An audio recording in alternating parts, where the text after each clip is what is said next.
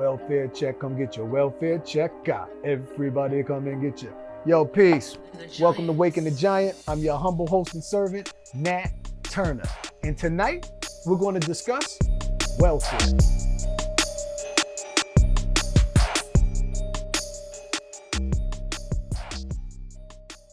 Welcome back to Waking the Giant. Again, I'm your humble host and servant, Nat Turner. It's so beautiful to have you guys with us tonight. And as I told you in the opening, in the intro, tonight we're going to discuss welfare. But we're not going to discuss that traditional form of welfare that we're all accustomed to, whereas the citizen gains benefits from the government. Oh no, the form of welfare that we want to focus on tonight is called corporate welfare, where corporations gain benefits from the government via its citizens. So, with that in mind, I wanted to let you know that there is a think tank group called the Cato Institute. I'm pretty sure a lot of you are familiar. It's a nonpartisan group, basically made up of quite a few specialists in fields related to all different social settings. But nevertheless, the Cato Institute issues these reports annually, monthly, bi-weekly that speak to different dynamics. So, for example, tonight, like we're talking about corporate welfare. The Cato Institute issued a report some time ago that was explaining the difference between the contributions that we make into the welfare systems. So here we are with the traditional form of welfare, or what we understand, where we're feeding people, right? We're not necessarily talking about Section 8 right now. We're talking about where we're feeding people. Okay, that is called the Supplemental Nutrition Assistance Program. It's an acronym known as SNAP.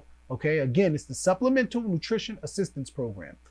The average person making $50,000 a year, it costs that person $36 a month. That's his contribution to that program, meaning that it cost him $360 or $300, just a little bit more than $360 a year. Something short of $400 a year is what it costs in order to feed people and make sure that people are getting the necessary nutrition that's required. With corporate welfare, we have something where the government will fund Exxon. Let me give you a perfect example. Exxon wants new places to drill. They want to find new places where they can find oil, okay? So that's called exploration. Exxon has fees, exploration fees. So Exxon goes to the government. The government says, well, you know what? We'll give you $30 to $100 million. Well, where did they get this money? From me and you, the hardworking folks, all right? So they give them $30 to $100 million. This money does not have to be paid back. We're subsidizing Exxon's exploration, and then Exxon turns around and charges us $1 to $2 more at the pump. So then they beat us on the retail end as well. So that person that's making $50,000 a year, what he would be paying, or he or she would be paying into to subsidize Exxon, the corporate subsidy, would be about $6,000 a year. About $6,000. And let me be specific, 6,000 plus. The plus would account for the money that Exxon leaves on the table, meaning the taxes that they don't pay. Because most of these corporations, what they generally do is after they get the money from the government and after they've made their profit, they dip out and skirt out on paying taxes. They have a program, or they have a method called an inversion, where they go to other countries and they'll take on another, the company will take on another domestic nationality to avoid paying US taxes. Again, let me say this one more time. Apple will go to China and become a Chinese company in order to avoid paying US taxes. It's called an inversion. Look it up.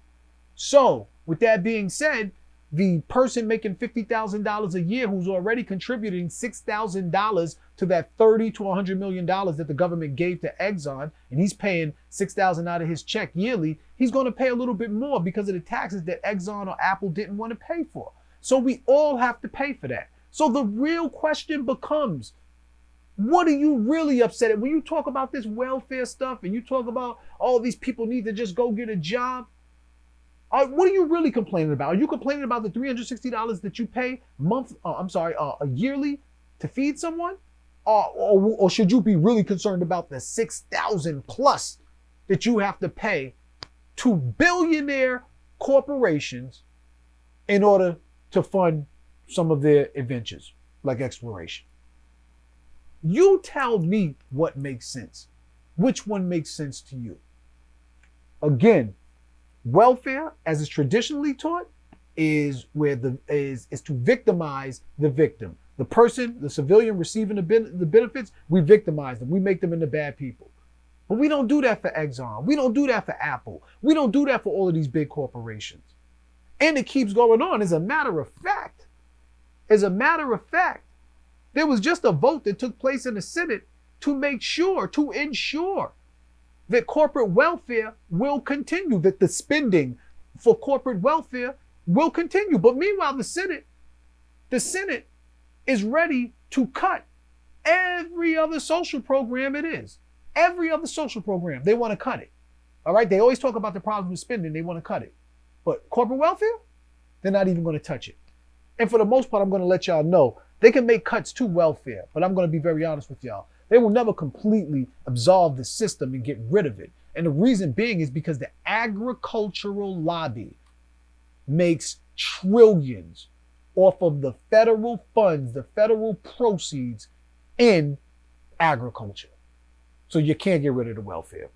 Nevertheless, thank you guys for joining me. Again, I'm your humble host and servant, Nat Turner. And as always, we are the voice for the voiceless, and we make sure that we provide the programming that other stations will not provide. It won't work for your reality that you are living and seeing. Make sure you tune in, like, share, and subscribe. Welcome to Awaken the Giant. Peace and love. The Giants.